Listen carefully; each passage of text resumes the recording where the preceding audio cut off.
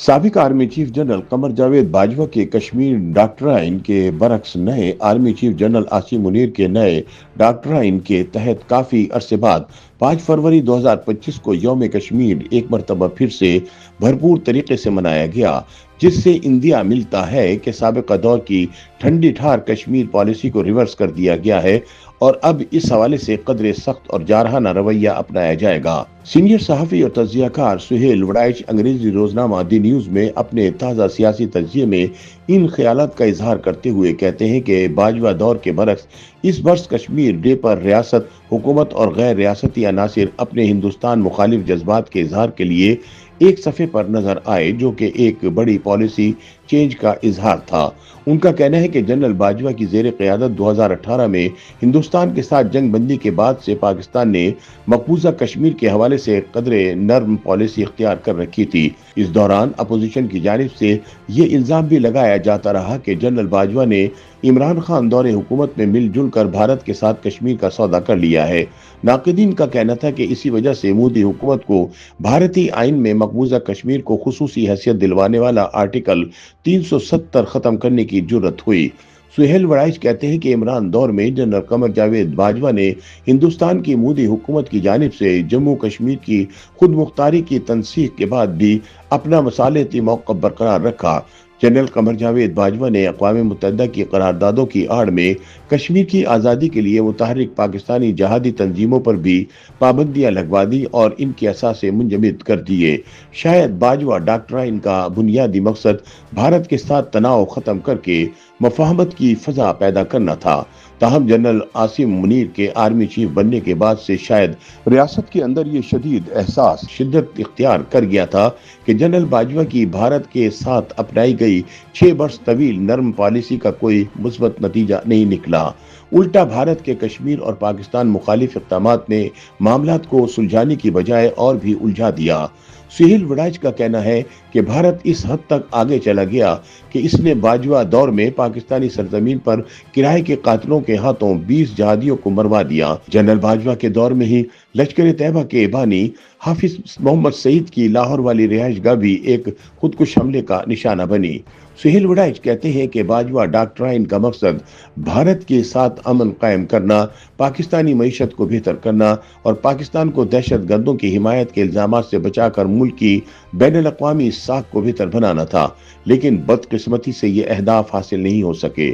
پاکستان بدستور معاشی دباؤ میں ہے، بھارت کے ساتھ تعلقات خراب تر ہوئے ہیں اور پاکستان پر دہشت گردوں کی حمایت کا الزام بھی برقرار ہے۔ چنانچہ مبصرین اب جنرل عاصم منیر کے دور میں پاکستان کی کشمیر پالیسی میں ایک اہم تبدیلی دیکھ رہے ہیں۔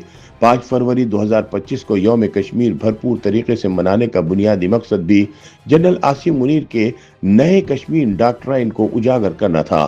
اس روز ریاستی اور حکومتی اداروں کی جذباتی تقاریر اور بھارت مخالف بیان بازی نے بھارت کے حوالے سے باجوہ دور میں اپنایا گیا معذرت خواہانہ لہجہ ترک کر کے جارحانہ کشمیری پالیسی اپنانے کا اشارہ دیا ہے۔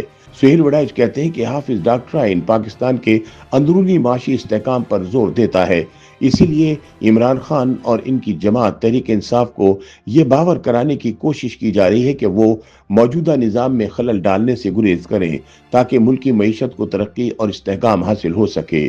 موجودہ فوجی قیادت نے پچھلے دور کے برعکس پاکستان کے اقتصادی استحکام میں گہری دلچسپی ظاہر کی ہے۔ موجودہ فوجی قیادت ملک کے وسیع تر مفاد میں تاجروں، صنعت کاروں اور خلیجی ممالک کے ساتھ غیر ملکی سرمایہ کاری کے لیے رابطے میں ہے۔ سہیل وڑائچ کے مطابق اگرچہ جنرل حافظ عاصم منیر اور ان کے پیشرو جنرل قمر جاوید باجوہ پاکستانی سیاست پر ایک جیسے خیالات رکھتے ہیں، لیکن عاصم منیر اپنے کریئر، نظریات اور بین الاقوامی اپروچ میں جنرل باجوہ سے نمایاں طور پر مختلف ہیں۔ ان کا کہنا ہے کہ بین الاقوامی طاقتوں نے اقوام متحدہ کی امن فوج میں خدمات سر انجام دینے والے جنرل باجوہ کو بھارت کے ساتھ امن قائم کرنے پر آمادہ کیا تھا۔ ویسے بھی جنرل باجوہ کے امریکہ اور کینیڈا میں مضبوط رابطے تھے، جنہوں نے پاکستان کی پرو کشمیر پالیسی کو متاثر کیا۔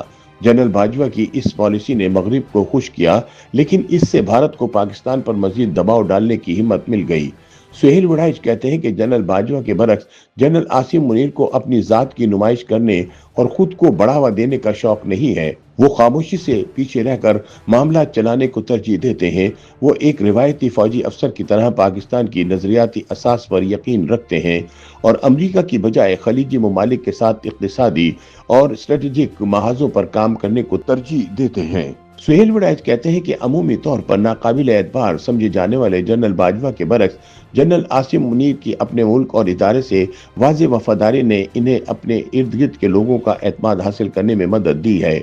सीनियर सहाफ़ी का कहना है कि 9/11 के वाक़े से पहले पाकिस्तानी इस्टेब्लिशमेंट हाफिज मोहम्मद सईद और दीगर जहादी तंजीमों को जहाद कश्मीर में हिस्सा डालने पर आमादा करती थी, लेकिन जनरल बाजवा के दौर में नए बाजवा डॉक्ट्राइन के तहत ये सिलसिला तकरीबन ख़त्म हो गया। दूसरी तरफ पाकिस्तानी फौजी क़यादत की जानिब से कश्मीर पर नरम पॉलिसी अपनाने के बावजूद हिंदुस्तान ने मुस्बत जवाब देने की बजाय पाकिस्तान मुखालिफ बलोच और तालिबान ग्रुपों की मदद शुरू कर दी, जिससे यहाँ दहशतगर्दी के वाक़यात में बड़े पैमाने पर इजाफा हुआ। चुनाचे मौजूदा फौजी क़यादत ने बैनुल-अक़वामी दबाव में आकर जनरल बाजवा की तरफ से इख्तियार की गई कश्मीर पॉलिसी का असर नौ जायजा लिया। नतीजा यह है कि हाफिज डॉक्ट्राइन ने बाजवा डॉक्ट्राइन को फारिग कर दिया है। सुहेल वड़ाइच का कहना है कि जनरल आसिम मुनीर की ज़ेर क़यादत अपनाए गए मकबूजा कश्मीर के नए बयानिए ने पाकिस्तानियों, कश्मीरियों और जहादियों को तो खुश किया है, लेकिन इससे अहम बैनुल-अक़वामी चैलेंजेस सामने आएंगे। भारत के साथ एक और जंग पाकिस्तान के माशी और इलाकाई हिकमत अमली के मसाइल को मजीद बढ़ा देगी।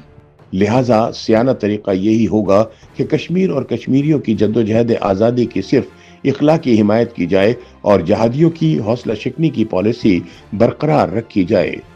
YouTube पर गूगली न्यूज देखने के लिए youtube.com की सर्च बार में गूगली न्यूज टीवी टाइप करें। गूगली न्यूज के पेज पर सुर्ख रंग के सब्सक्रिप्शन वाले बटन पर क्लिक करना ना भूलिए। YouTube पेज पर अपलोड होने वाली वीडियोस से बाखबर रहने के लिए बेल आइकन पर क्लिक कीजिए। आपको हर नई वीडियो के बारे में नोटिफिकेशन मौसूल हो जाएगा।